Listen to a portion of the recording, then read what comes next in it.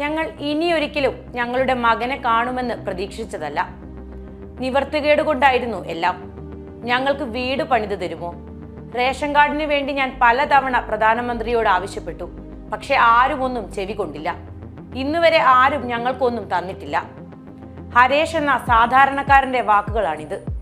ഗതികേട് കൊണ്ട് സ്വന്തം കുഞ്ഞിനെ വിൽക്കേണ്ടി വന്നയാൾ. താമസിക്കുന്നത് ബാഡി ഗണ്ഡക് നദിയുടെ അംബ തീരത്തിനോട് ചേർന്നുള്ള ദശവ ഗ്രാമം. യോഗി ആദിത്യനാഥിന്റെ സ്വന്തം യുപിയിലെ കുശിനഗർ ജില്ലയിൽ. ഇനി കാര്യത്തിലേക്ക് വരാം. സെപ്റ്റംബർ 5 പ്രഭാതം ഹരേഷിനും ലക്ഷ്മിനയ്ക്കും മറക്കാൻ പറ്റാത്തതാണ്. തങ്ങളുടെ സ്വന്തം മകൻ രാജയെ 20,000 രൂപയ്ക്ക് വിൽക്കേണ്ടി വന്ന ഗതികേടിന്റെ ആ ദിവസം അവർക്ക് ഒരിക്കലും മറക്കാനാവില്ല.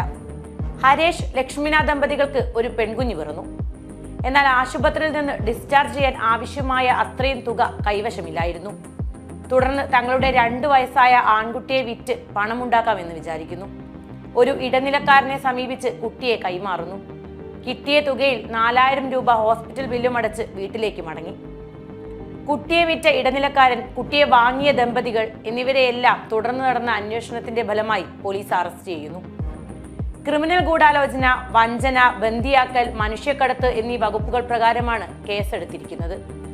ലക്ഷ്മിനിയുടെ പ്രസവം നടന്ന ആശുപത്രി അനധികൃതമായി നടത്തിവരികയായിരുന്നു എന്ന റിപ്പോർട്ടുകളും പുറത്തു വന്നിട്ടുണ്ട്.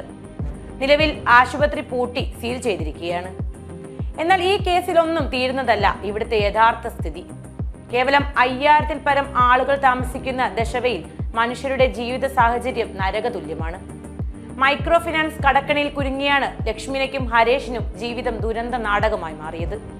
2 വർഷമായി കുബേർസ്ഥാനിലെ ഒരു ഇഷ്ടിക ചൂളയിൽ തൊഴിലാളിയായിരുന്നു ഹരേഷ്.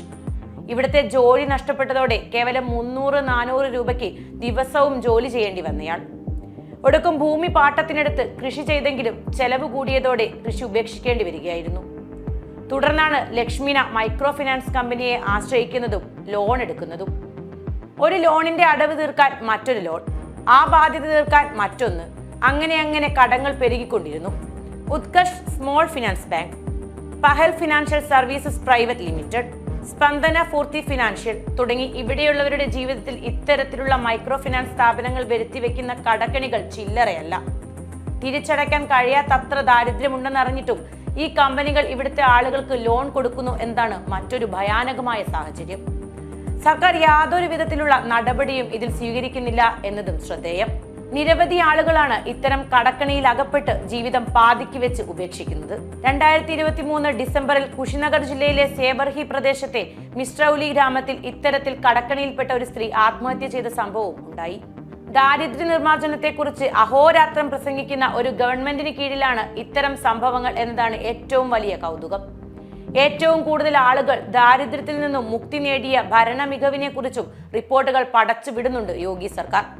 പോഷൻ അഭിയാൻ, അനിമിയ മുക്ത് ഭാരത്, പ്രധാനമന്ത്രി ഗരീബ് കല്യാൺ അന്ന യോജന, ഉജ്ജ്വല യോജന, പാചക ഇന്ധന വിതരണം, സൗഭാഗ്യ വൈദ്യുതി coverage, Swachh Bharat mission, Jal Jeevan mission തുടങ്ങിയ പദ്ധതികൾ ജനങ്ങളുടെ ജീവിത സാഹചര്യം മെച്ചപ്പെടുത്തി എന്നൊക്കെയാണ് അവരുടെ കണ്ടെത്തലുകൾ.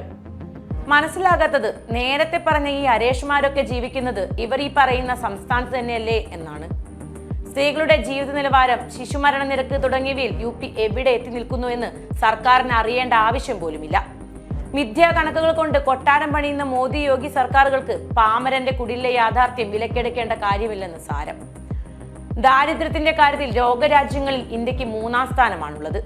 2010 ലോകബാങ്ക് പുറത്തുവിട്ട കണക്ക് പ്രകാരം ഇന്ത്യയിലെ 32.7% ആളുകൾ അന്താരാഷ്ട്ര ദാരിദ്ര്യ രേഖയ്ക്ക് താഴെയാണ് ജീവിക്കുന്നത്.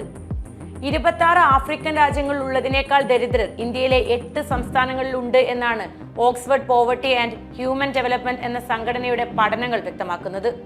ഇത് 41 കോടിയോളം വരും എന്നാണ് കണക്ക്. ഇതൊക്കെ വെറുതെ പറയുന്നതല്ല, കണക്കുകളാണ്. വോട്ടർമാർക്ക് പിഴവ് പറ്റിയാൽ ഉത്തർപ്രദേശ്, കേരളമോ ബീഹാറോ ആയി മാറുമെന്ന് യോഗി ആദിത്യനാഥ് തെരഞ്ഞെടുപ്പ് പ്രചാരണത്തിനിടെ ഒരിക്കൽ പറഞ്ഞിരുന്നു. വോട്ടർമാർക്ക് പിഴച്ചു എന്നത് ശരിയാണ്. കാരണം നിങ്ങളെയൊക്കെ മനസ്സിലാക്കുന്നിടത്ത് ആ പാവങ്ങൾക്ക് പിഴവ് പറ്റിയിട്ടുണ്ട്.